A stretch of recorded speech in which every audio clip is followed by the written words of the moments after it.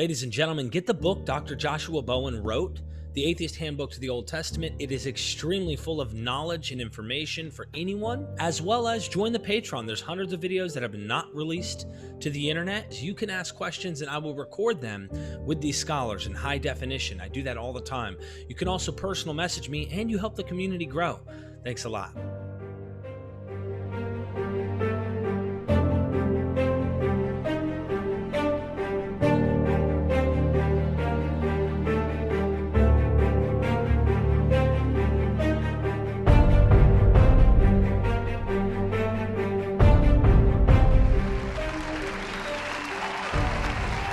Dr. Joshua Bowen, you wrote this book, How to Pray in a Dead Language. Tell us what it's about. Why the heck did you write this book? Yeah, it's an interesting question. Well, primarily just because I wanted to put Cuneiform on the cover. That's all I wanted to do. Yeah, of course. Just kidding. So, cool. Yeah. So this is a publication, a popular publication of my dissertation. So at Johns Hopkins, you let me know when you want me to put it. Oh, you're good. No, okay. You're good. So the dissertation that I wrote focused in on how kids essentially went to school. That was one half of the dissertation. So let me back up just a little bit. Scribes, scribal training, how scribes learned. This is a huge thing. A new book actually just got published, like Following the Life of the Scribe or something like that. An edited volume just got published. We were talking about it earlier, and it's $138. But this is a big thing, understanding how scribes learned their craft. Because if you think, in a society where you don't have the prolific why can't I think of the term? Ability to read and write, right. Literacy. What do you do when you have a contract that needs to be written up? What do you do when you've delivered your 2 sheep and goat to the temple as your tax, and you need to be able to verify that? What do? You got to get the scribe to write your receipt. You got to get the scribe to write out your contract. So you have these people that know how to read, that know how to write. And they form a very integral part of the society, particularly in these urban settings. So probably, 40, 50 years ago in Assyriology, it became a huge topic. Like, how did they go to school? Because we have some literary texts that describe it, that talk about, like, there's a story called School Days. And it talks about the life of a schoolboy, and like the day, 2 days in the life of a schoolboy who goes to school, and his mom packs his lunch, and he toddles off, and he gets there and he speaks out of turn, and he gets beaten, and he gives the wrong answer, and he gets beaten by his teacher, and he goes out in the hallway when he's not supposed to, and he gets beaten by his teacher, and his handwriting isn't good, he gets beaten by his teacher. And he goes back home, and his teacher actually comes to the house, and they treat the teacher really, really well, and they give him all this stuff, and finally he gives high praise to the boy for his work. But it sparked this, like, what was it like in school for these kids? Because that's really interesting. And we have other texts that talk about the curriculum that was used. So what would they learn with? How would it work? Well, that was what part of my dissertation was on. So tons of people have written on this before. So there was a lot of work that I wasn't breaking any new ground. What I was doing was I had a group of tablets, a group of cuneiform tablets in Sumerian mostly, that came from this city in Mesopotamia called Kish. In the city of Kish, there were like 1,400 tablets that were found there. And a lot of them are school tablets, school exercises. And so we've got people that, including my old advisor, that have gone through and really laid out what the curriculum looked like in these Mesopotamian cities. And so my job was to look at these tablets from Kish and compare them. So there's this really big city called Nippur, and Nippur has all these thousands and thousands of school tablets. Well, how does it compare to the curriculum that was used there? And how does it compare to the curriculum that was used at this other city in the north called Sippar? And what about this other city, Uruk and Or? Because the curriculum seem to be basically the same, but what are the differences?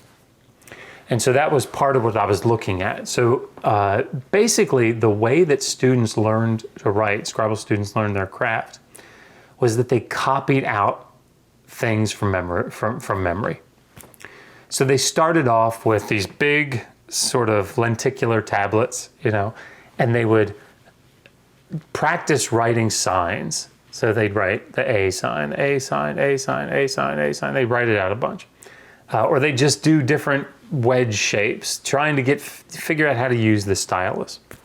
Once they kind of mastered those things, they started writing out syllables. So if you remember, we talked in another video about how Sumerian uses syllables. It uses word signs, but then it uses syllables. Well, there are lots of different syllables.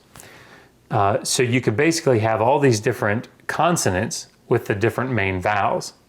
So there was a text called tu-ta-ti. So they would write out the signs, tu-ta-ti, tu-ta-ti, tu-ta-ti. They'd write out boo-ba-bi, woo-wa-wee, goo-ga-gi, mu-ma-mi, nu-na-ni, and so on. So they're learning all the different signs that have all these different values using these very, very common combinations. And you can see how that progression makes logical sense. So you're learning to write regular, just wedge shapes, then you're learning to write signs, then you start writing out signs that have all the different syllables so that you can actually start writing out these whole entire words phonetically. But then you start writing long lists of vocabulary. And we have lots of these in Sumerian. So like lists of all these different types of stones, all these different types of trees, all these different types of stars, and planets and so on. So this gave them this very broad vocabulary base. So there's no grammar really yet, there's no syntax yet, but they're learning all this vocabulary. And of course, you'd get vocabulary that's used in like legal texts, like contracts. You'd get stuff, they'd have so anyway, after these lists, you'd get things like they'd have mock letters that they would write out. So now you're starting to get some syntax. They'd write out proverbs. So again, sort of stilted, short phrases. They'd write out simple literary texts. They'd write out model contracts. In other words, they're writing all these sort of basic, from memory, these basic texts, different genres of texts that are short, pretty simple, use simple syntactical and grammatical forms and structures. Well, after that, they wrote out from memory these long literary texts. So they would memorize them in quarters. They'd memorize 25% of this one, and they'd write it out from memory. Once they mastered it, they'd write out the next 25%, then the next 25%, the next 25%, and then they'd write the whole thing on this bigger tablet from memory.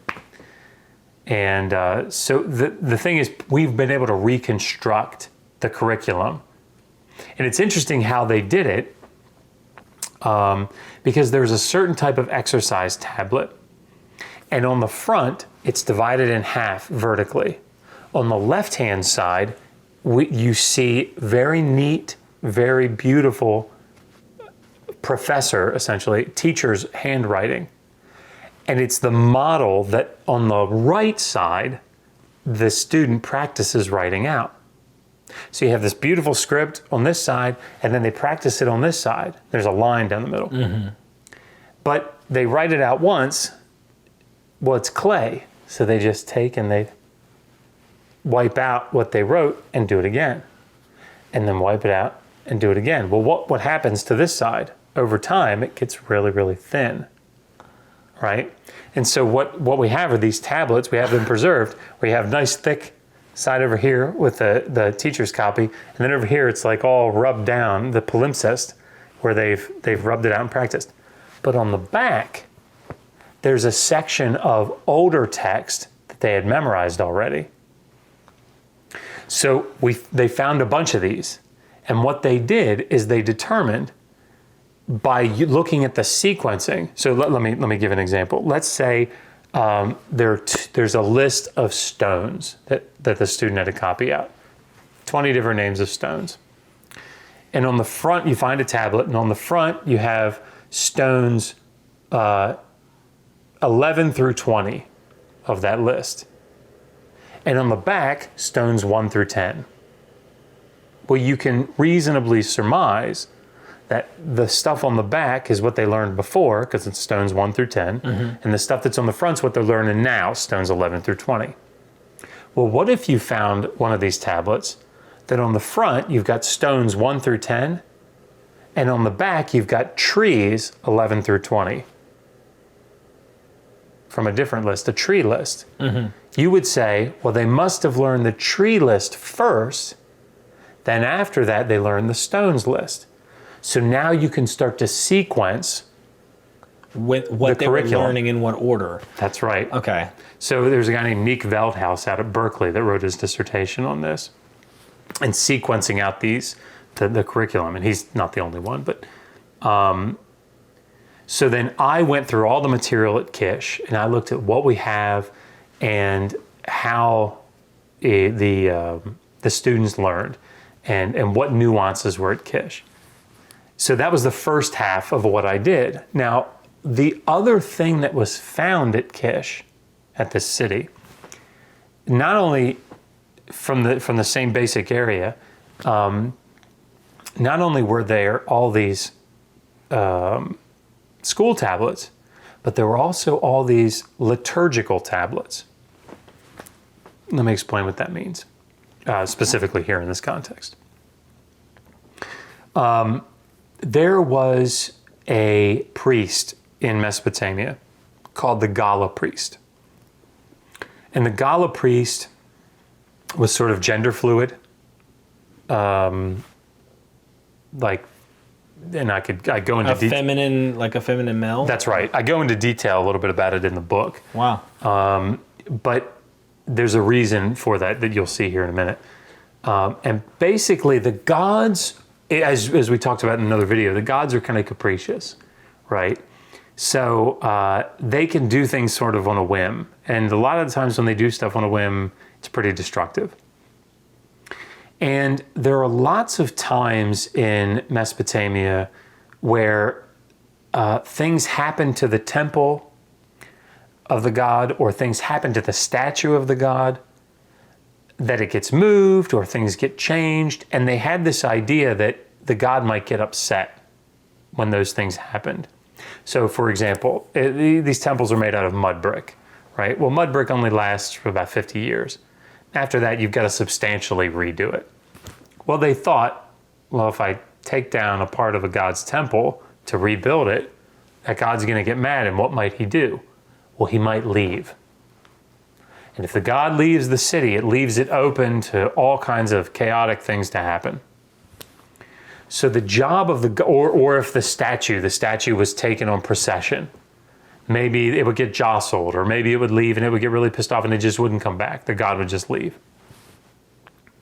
So it was the job of the 𠀭priest to sing these prayers, these liturgies to the god.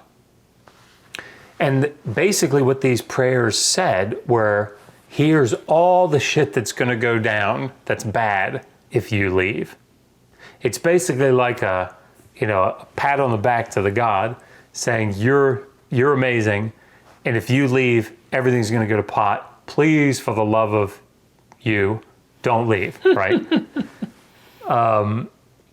So the 𠀭priest was in charge of doing this. Well, so the 𠀭priest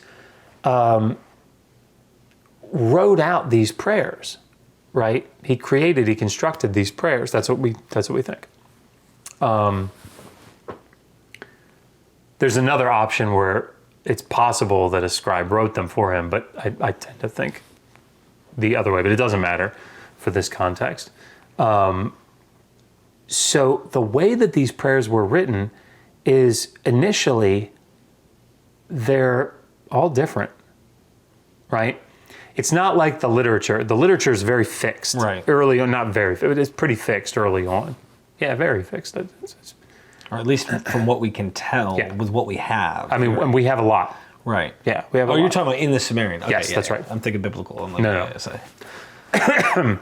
Even then, it's kind of fixed in a lot of ways. So, yeah. So, but these liturgies, they're all different, but they have repetitive sections in them. Let me give you an analogy, and I give this analogy in the book. If I were to, have you ever been asked to give a prayer somewhere? Mm-hmm. Well, even when I was an atheist. There you go. And I was, that's a whole nother story. Yeah, no doubt. Yeah. Well, you probably had certain fixed phrases that you used in your prayers. So for me, if somebody asked me spur of the moment to pray something, I'd say, Heavenly Father. Oh my gosh, you took it from my mouth. That's how I would open, right? That's clearly how you would open. Heavenly Father. Such a weird phrase, right? Yeah. We thank thee, or we thank you. You know, when I got more sophisticated, we thank you for, all the things that you have done for us today. Something like that, right? Or if it was a meal, you would say, Lord, bless this food to our bodies. May we serve you with the strength we gain from it. Or nourish our bodies. Right? These fixed phrases. So, but the meat of the prayer would change every time, right? But you had throughout it these fixed phrases. That's what these prayers are like. Right? You have sections of them, 3, 4, 5, 6, 7 lines in a row that are like, they call them in German Versatzstücke. They're like these transferable sections because they show up in this prayer and they show up in this prayer and they show up in this one, but in different places. Just to give us time, when is this happening? Like, I'm so sorry. No, it's fine. It's good to know that in light of this, like we're time traveling to listen into the oldest prayers that are ever written. Yeah, this is the very beginning, like the first quarter, first 300 years of the second millennium. So, like the ones that I was looking at were probably in the 18th century, 18th, early 17th century. Okay. Right around the time of Hammurabi. Got it. So, very, very old. And of course, they go back into the third millennium. I talk about that in the book. So, if you were to find, let's say I wrote these out, because I did, I type a bunch of them up, these prayers that I would write, because I wanted to have it there and read it sometimes. I remember I gave an invocation at my Air Force graduation or something. Why I was going to be nervous, so I wanted to read it. So I wrote out same thing. This section, this thing, this one down here, they're all, if I had written down all my prayers that I gave, you would see them throughout all the different prayers, in different places, in slightly different contexts, sometimes majorly different contexts, but they'd be word for word, line for line, exactly the same. Well, you wouldn't put all of them together and think these are all different versions of the same document, right? You wouldn't do that. So how would you compare them, right? Well, that's the quandary that we have, is trying to understand like how these things compare to one another. But it's really interesting how they created these prayers. So the question, or the thing that I'm looking at in the book, is the relationship between scribes and how they learned to write, and probably these scribes are the same scribes that become these Gala priests. Some of them become Gala priests, others become just regular scribes. So all of the things that they learned in their education, their curriculum, not just the skills, stick with them and come with them into their writing of these prayers. And what's really interesting about what they learned in their education, how they learned, is they copied out these literary texts that were often myths. So there's a group of 10 texts called the Decad, very creatively. And one of them is a praise hymn to the king Shulgi, who is a 3rd millennium king. That would have been a couple hundred years before, right? You have Lipit Ishtar, hymn to Lipit Ishtar, another great king from slightly earlier. You have Gilgamesh and Huwawa A, which is a story about Gilgamesh, 3rd millennium, right? What they determined, that they started looking through these literary texts, these royal hymns, these praise hymns to deities, mythological texts, and what they realized is that, and it's really brilliant, but I think it connects to this Gala priest, what the Gala priest took with him, is that they were creating, I mean, you think about it, you're learning, you're memorizing all of these different texts that praise these former kings, sometimes current kings. They're praising deities. They're giving all this mythological background to these deities and to these early kings that are becoming legendary.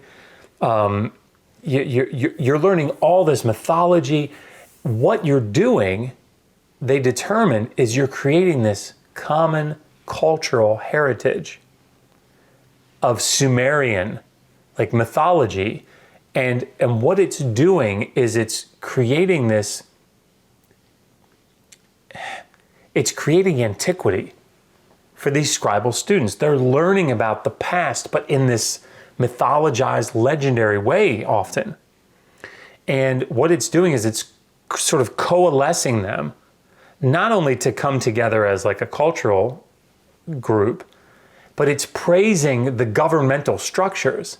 And that's who these scribes go to work for quite often, is this bureaucracy. They become, and particularly at the end of the 3rd millennium, they become part of this they become mid-level bureaucrats essentially. And so it's this reinforcing, what would you call it? It's a type of propaganda. Like an educated elite, so to speak? That's right. But this is what they were. Yeah, it's reinforcing the superiority, the justification, the right, whatever, of this elites, these elites and the ruling class, all this stuff. But it's creating this common cultural heritage and then setting these scribes up who become this integral part of the society. And it's really neat, the propaganda that's set in there. But these scribes who have been immersed in all of this mythological background and all they understand the gods, they're bringing that into the creation of these prayers, these invocations. And so it's really neat to see not only the progress of how they learn to write, but the ideology that came with that, the mythology, the legends that came with that they brought into the innovative creation of these prayers that later, as time went by, down into the 1st millennium, those prayers became standardized. So orthodoxy starts to kind of pop its head up. That's right. You get a type of canon that forms. And what's interesting is that canon becomes we still see it being copied in Seleucid period Uruk. So there are, and I'll stop it with this, but again, I talk about all this stuff in the book, but there is a type of prayer called an 𒀭Support, and it's one of these prayers that the Gala priest was in charge of. And the 𒀭Support means tears, 𝒀2, the word Sumerian 𒀭2, on a shem drum. So the shem drum, and it's like wailing, it's crying out, praying to the gods, don't leave, using the shem drum. Well, there's a ritual, and these are old texts, and again, they get standardized. So now you don't have just these different forms, these different lines, these 🀭Support that move around. Now you have standardized prayers down in the 1st millennium. So now you have an actual standardized prayer. Well, these 𒀭Supports are, there's a ritual where there's this kettle drum, and the kettle drum itself becomes like a deity. And when the drum part of the top, the hide of the ox wears out, they have to replace it. Well, you can't just schlep it off. It's, like lowering a flag and replacing it. You can't just pull it down, throw it in a garbage can, right? There's a whole ritual that goes along with it. Well, there's rituals with flags too. Yes, that's right. So we have a tablet that shows the ritual. It describes it, little pictures with it and everything.